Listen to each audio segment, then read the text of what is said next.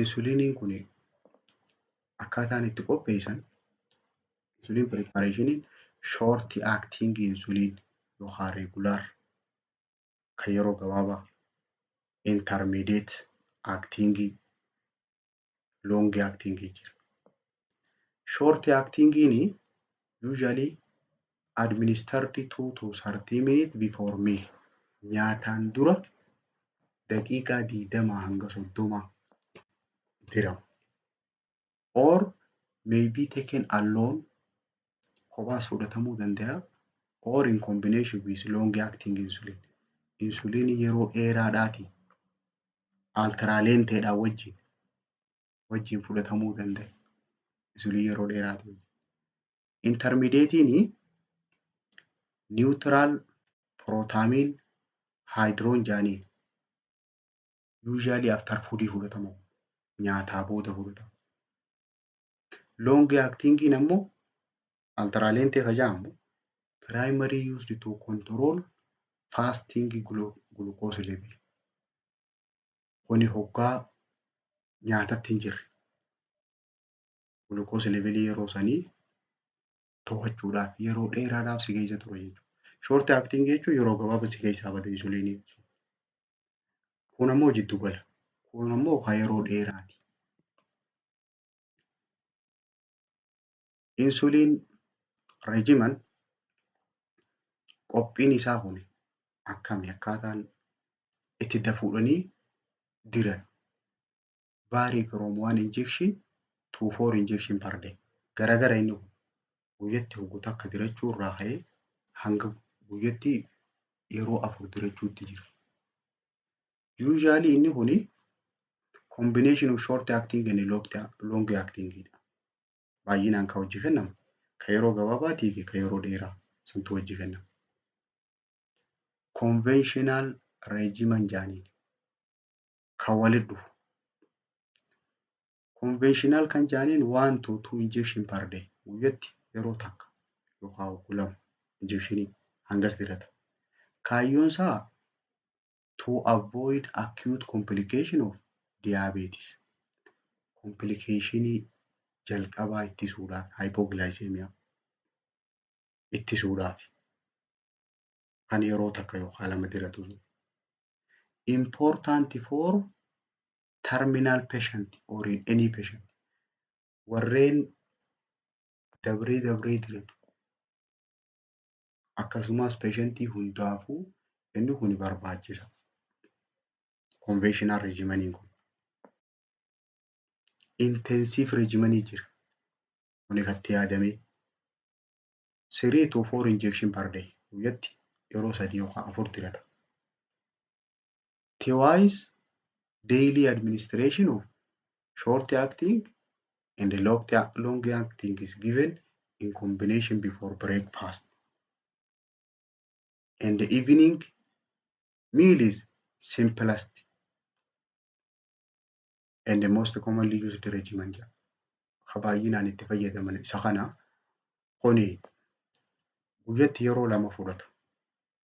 Subcutaneousdhaan short actingidhaa fi long acting walitti nyaataa duraa fi nyaataa booda.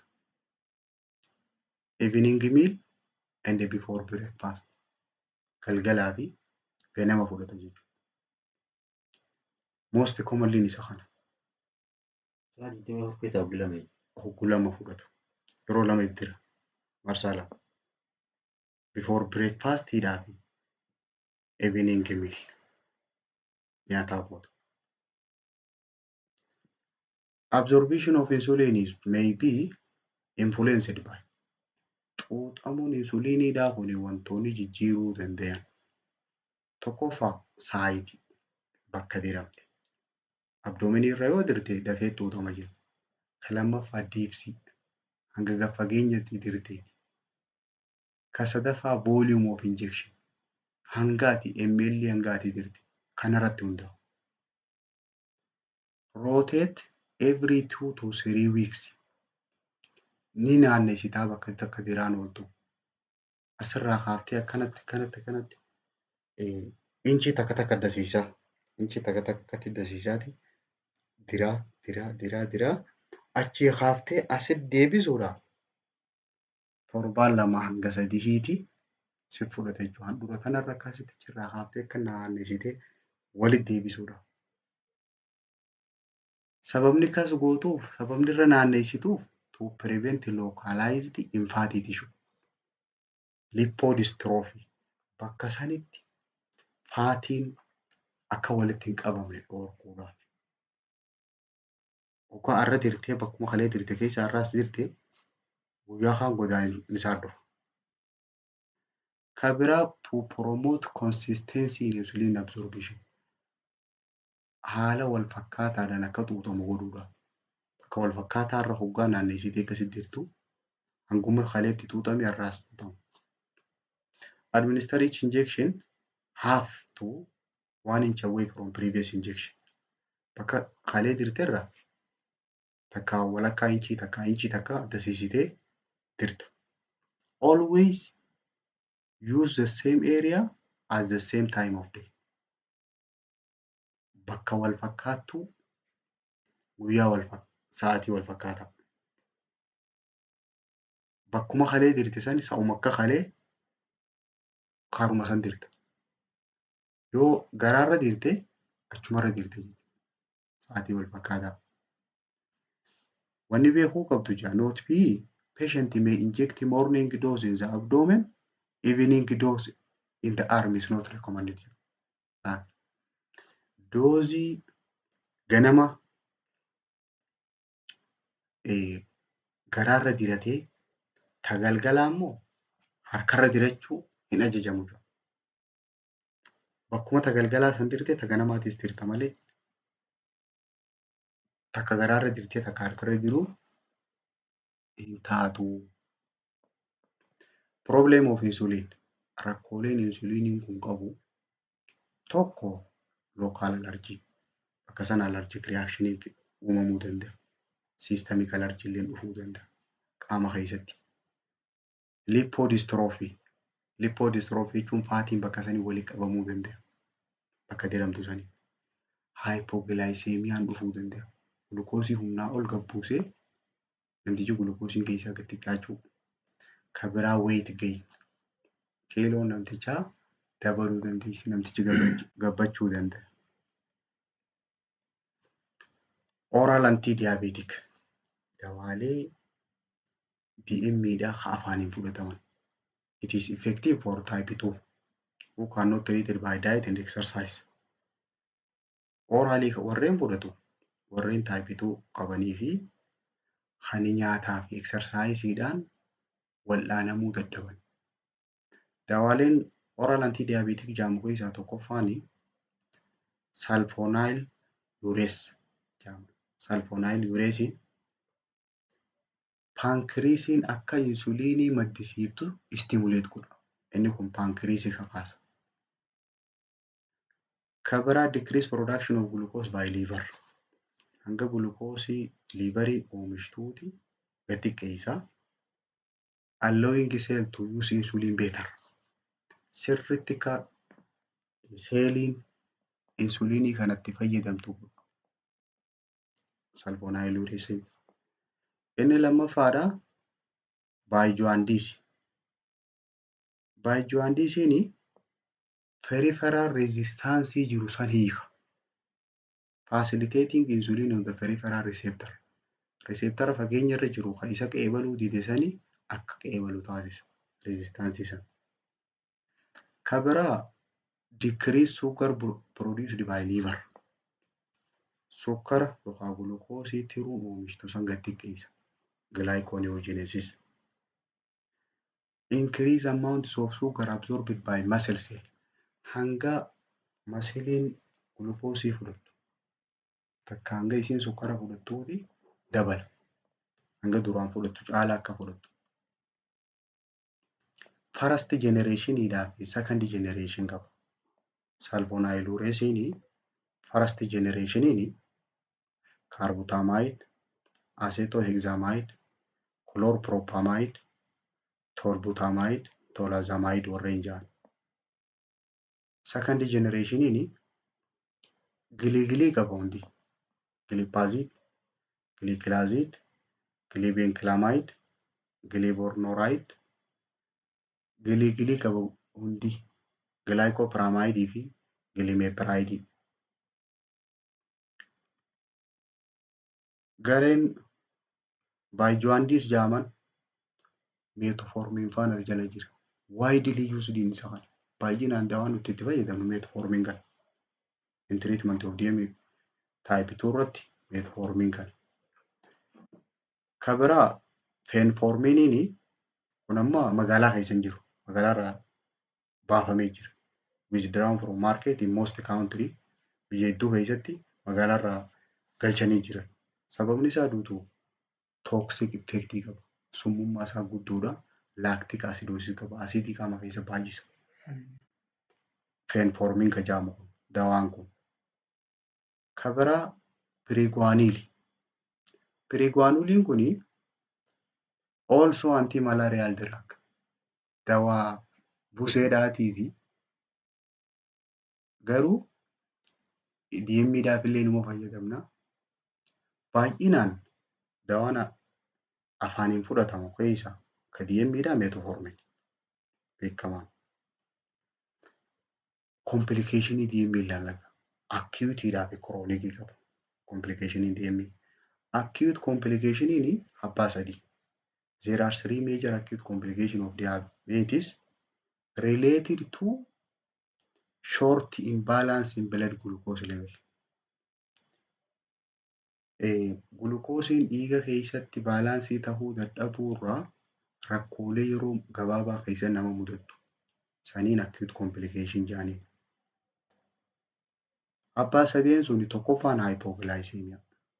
Gulukoosiin dhiiga keessaa gad xiqqaachuu. Kan biraa DK diabetic ketoacidosis. Ketanii fi asidiin baay'achuu. Kan sadaffaadha hyperglycemic hypersmolar non-ketotic syndrome jedhanii. Tokko ilaallamee isaan kun maali? Hypoglycemiaan insulin reaction sababa insuliniitiif kan dhufu. Hypoglycemia is occur when blood glucose namni tokko hypoglycemia qaba jechuudha. Reefuu hyperglycemiaan randomni yoo fuune 200 ol yoo fute jedhe. Hypo jechuudhaaf ammoo 50 gadi yoo fute.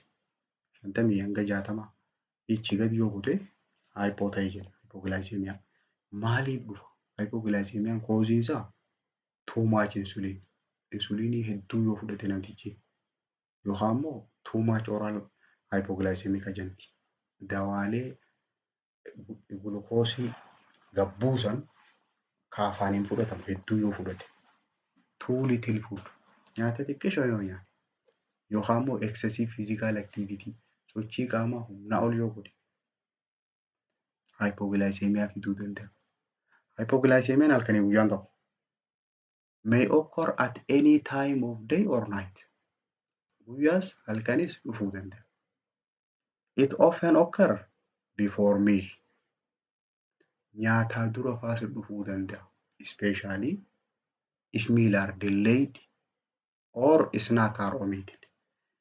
Yoonii fi nyaanni kasirraa turu taate.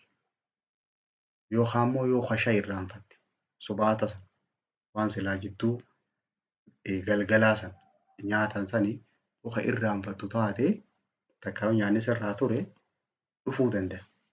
Mallattoon nama hypoglycemia qabu mallattoon irra mul'atu tokkoffaan ni hooqa. Sweetingii qaba. Qaamni ni hollata. Palsiin isaa yoo ilaaltu taakiikaardiyaa qaba. Ol ka'a. Onnee palpiteeshinii qaba. Dhawattuuf keessa dhaga'a. Nervousness and hunger. Beelaa itti dhaga'ama. Namtichi ifti bajechu. Ni cinqama. Hypoglycemia jedhaniin. In moderate hypoglycemia yooniif hypoglycemiaan kun katti cimu taate the fall in blood glucose level is glukoosiin dhiiga keessa jiru ka dhiigaa wajjin sammuudhaa deemu gad xiqqaata. Yeroo kana maaltu dhufa? Deprive brain cell of needed fuel for functioning. Dalaguudhaaf anniisaa barbaaddi, gaaza barbaaddi, boba'aan seeliidhaa gulukoozii. Gulukoozii yoo xiqqaate keessaa hoo sammuu keessatti yoo xiqqaate there is sign of impaired function of central nervous system. Sammuun dalagaa dadhabuu agarsiisa, mallattoo jirtu jira. Gulukooziin achi dhaqu gad xiqqaate. Maaltu dhufa? Inability to concentrate. Waa hubachuu hin danda'u namtichi. Xiyyeeffannaa wayii kennuu hin danda'u. Dhukkubbii mataa qaba, headache, light headedness. Lafaa shirshir ja'anii confusion qaba. Waan hubatu memory lapses, harkaa wal dho'iti, itti wal fakkaatti. Inni biraa numbness of lip and tongue. Hidhiidhaa fi arrabaatiitu haduutu. Slurred speech, dubbachuu hin danda'u namtichi akka nama farshoo dhugee godhata. Impaired coordination, deemuu hin danda'u, daddaqaa deema. Emotional change, feeling isaanii jijjiirama, ni aara. Irrational or combative behavior, amala duraan hin qabne irra mul'ata. Dafii aara waan nama dhaarsine. Faarsa. Double vision, waanni takka lamatti fakkaatti. Double vision jechuudha. Ka biraa drowsiness, lethargy jechuun unconsciousness, of wallaala namtichi akkuma jiru. Mallattoo sanaa irra mul'ata. Akkamiin manaa jiru nagaa nama hypoglycemia keessa seena? 50 gram of fast acting carbohydrate given oral. Afaaniin giraama hanga kana warreen dafee bulbulamu. Carbohydrate giraama 15 afaaniin kennuufi. Syrup to for commercially prepared glucose tablet jira. Magaalaarra gulukoosii bifa taabileetiitiin qophaa'e, bifa kenninaatiin kan qophaa'e gosa 3-4 jira. San keessaa ka garre kenninaafi. Ka biraa yoo kun hin jiraanne 4 to 6 oz. Ozii jechuun drinking kaappii jechuudha. Drinking kaappii walakkaa waan itti dhugan, burcuqqoo itti waa dhugan. Sanii firuut juusii hanga sobaaf, cuunfaa burtukaanaa hanga sobaaf. Yookaan immoo hardi kaandii manxuuxaa waan sukkara xuuxan san, sukkara jajjabaa sanii 6 hanga firii 10tti kennina nyaachifna. Yookaan immoo sukkara tiispuunii fallaana shaayiidhaa. Fallaana shaayiitti sukkaraan qicatan san sukkara fallaana 2 yookaan 3 itti kennina. Yookaan deema fallaana hanga san itti kennina. Yeroo san gulukoosiin gad bu'ee ol ka'aa jechuudha. Kanaafuu namni warri DME qabu kan dawaa kana fayyadamu sukkara keessaa dhabuu hin qabu. Inni biraa diabetic ketoacidosis. Diabetic ketoacidosis is caused by absence of insulin. Guutumaa guututti yooniif insuliiniin dhabame yookaan immoo inadequate amount of insulin, yooniif insuliiniin hangichi keessa jiru gayaa ta'uu baate dhufuu danda'a inni kun. Takka guutumaa guutuu yoo dhabame, takka immoo hangichi keessa jiru yoo gayaa ta'uu baate dhufuu danda'a.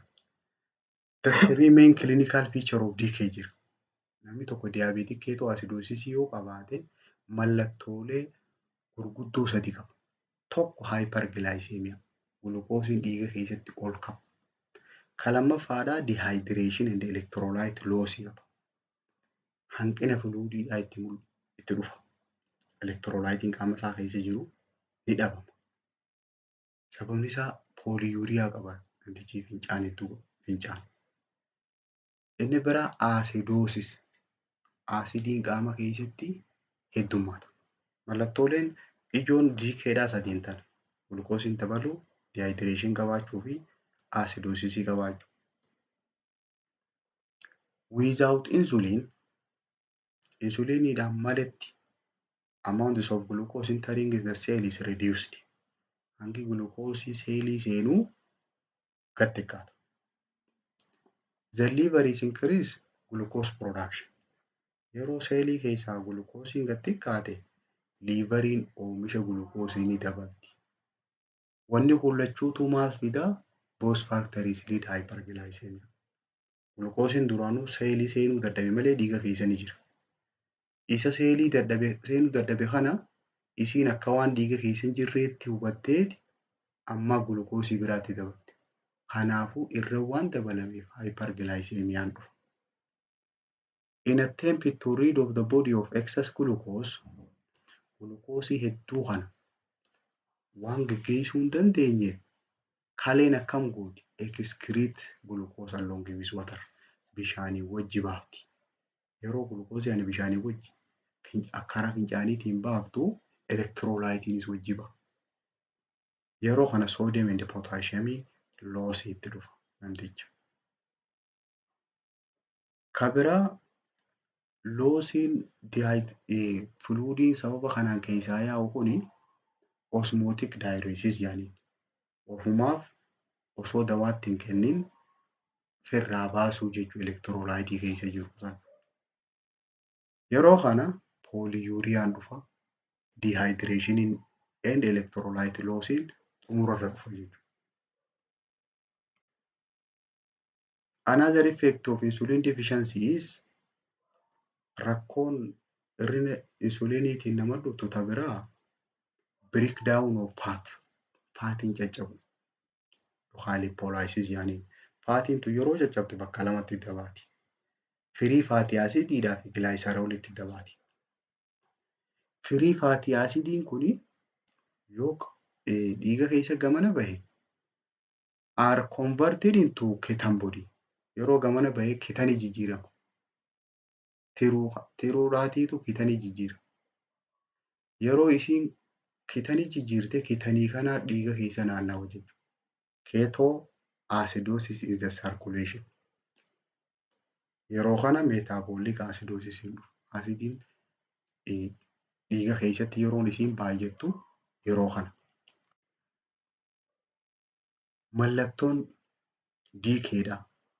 Hyperglycemiaadhaa fi diikeen kuni lead to polyuria and polydipsia. Fincaan heddummachuudhaa fi excessive thirst nama fida. Blur division ijaa waarquu dadhabee namtichi weakness qaba and headache qaba. Mataanis ni dhukkuba.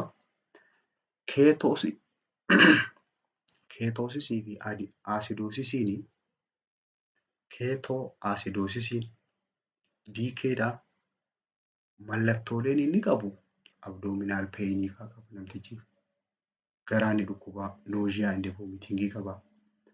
Poor appetite qaba. Acetone breath. Hafuurri isaa aaseteetii fakkaata. Aaseteetii jechuun aasetik aasidii aannan keessa jira. Aannan ture. Aannan dhangaggaa'e san foolii isarraa baatu. Aannan dhugaa ititanii turan. Rooba duudeeman foolii isaan fidan san akkasii qaba. Kabiraa orthostatic hypotension on standing. Orthostatic hypotension jechuun suddenly drop blood pressure on standing. Yeroo lafaa ka'e BP'n isaa 20 irratti. Warreen diikee qaban. Yoo duraan 20 taate 20 hoggaarraa kutte 100 deebitee dattee. Kabiraa cosmal breathing qaba. Cosmal jechuun deep and rapid jechuudha. Sirri fudhata garuu wal faana fudhata. Cosmal breathing jaaniin. Deep and rapid but not labored respiration. Respirationii kun kajeeqamuu miti. Sirri fudhata silaa shaaloo ta'e karaa kanaa cufaa ta'ee jira. Sirri gadoo fudhateetuma baasaa wal jala fudhata. Attempt to blow off carbon dioxide and lessen acidic state. Sababni biriizingii kan akkana godhu aasidiin qaama keessa baay'attee jirti. Aasidii kana baasuudhaa jecha kaarboon daayoksaaydii kana hedduu baasuu jecha qilleensa akkas godha jechuudha. Orgaaniik fiiziyooloojikaal effeektiidha.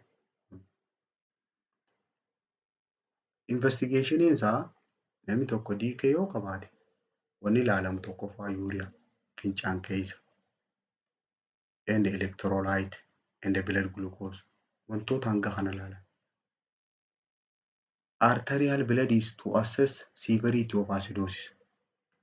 Dhiiga arterii keessaa ilaalan hangam takka aasidiin achi keessa jira pH'n isa sanii kam ilaalan. Veenii keessaa osoo hin ta'in arterii irraa fuudhanii dhiiga. Urine analysis for ketan. Ketan bodiin caccabaan faatii asiidiidhaa suni caccabaasii sun fincaan keessatti yoo mul'ate ketaniin pilaas 1, 2, 3 ta'ee jaansan san fincaan keessa ilaalan. Kan biraa full blood count dhiiga ilaalan CBC jechuudha. Blood glucose levelii 300 irraa hanga 800 jidduu warreen diikee qabu. Dhiigni isaanii ol ka'a jechuudha. Glukoosii dhiiga keessatti ol ka'a. Meeqa dhaqa jaan 600, 700, 800 fa'a. 800 irraa hanga 8 dhaqa. It is medical emergency dhaqa. Diikee dhugaa jennu waan OPD dhaa miti. Emergency dha barbaada.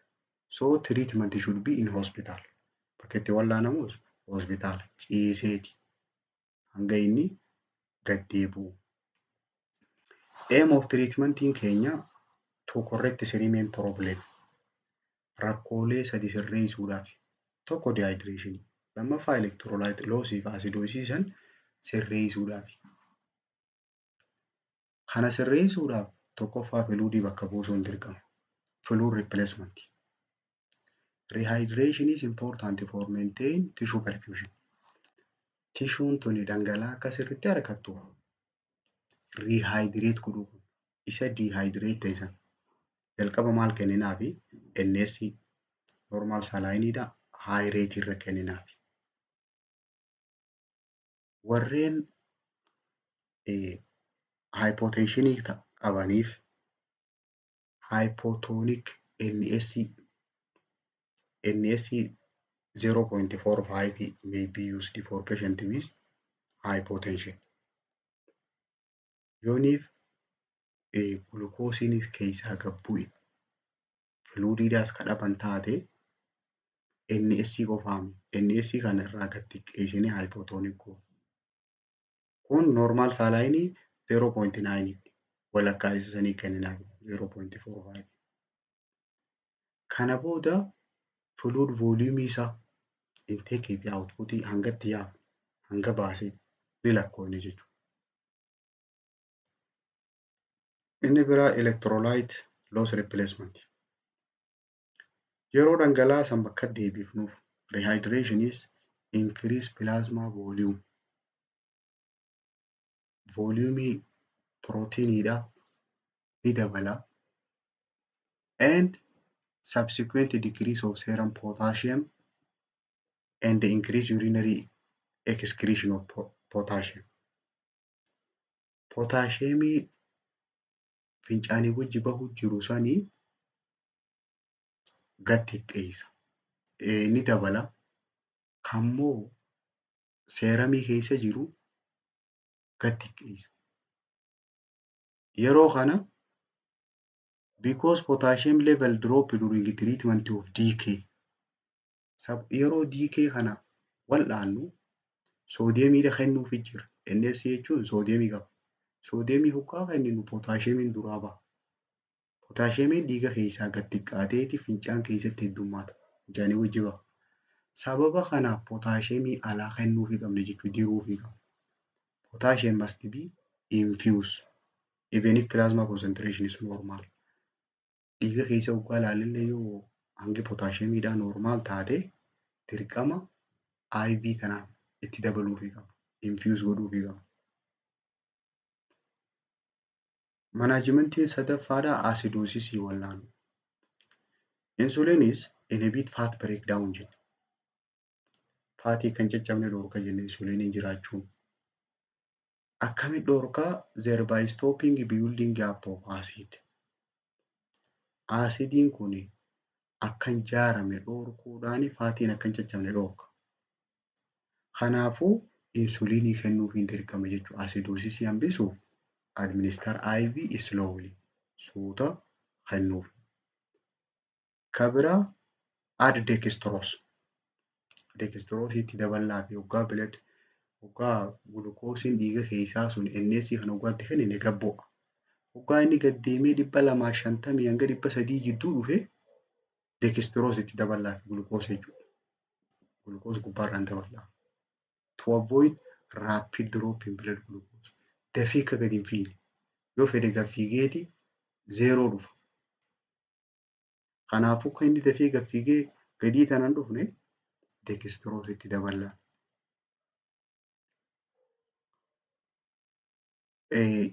Akkaataatti GK kana wallaanan jalqaba confirm diagnosis, san booda admit to hospitaala ciibsita, monitoring pH, assess wanni ati gootu electrolytiin ilaalta, acid base pH isaan ilaalta. Kallattiidhaan wanni ati eeggattu replace fluidii kennitaaf. Sa'aatii takka hanga 3 jidduutti litira 2 hanga 3tti hafta NS. San booda 0.45 salaayinii goota. San booda 5% gulukoositti. Achi booda 0.5 salaayin. Yeroo blood gulukoosiin 250 dhufe regular insuliin kennitaaf. Boodarra assas goota. Wanni ati assas gootu precipitating episode maaltu isa kanatti fide amma. Namtichi kun kanaan dura dawaa fudhachaa ture. Jidduu dhiise moo wayii fayyadame moo infekshinii qabe moo maaltu isa kanatti fide. Precipitating event ilaalta. Kana booda eega inni wayyaa'ee blood gulukoosii meejar goota. Vital saayinii sa'aatii every 15 minutes ilaalama. Urine outputiidhaaf inputii sa'aatii 4 ilaalta. Preventioniin isaa akkaataan ittisan dhiigee tokkoffaa insuliin fudhachuu akka ajajame yookaan oraalii. Biladiidhaa fi yuriinii sa'aatii 3 hanga 4 fudhachuudha. Report elevated glucose level greater than 300. 300 ol yoo fute daftee gabaasu.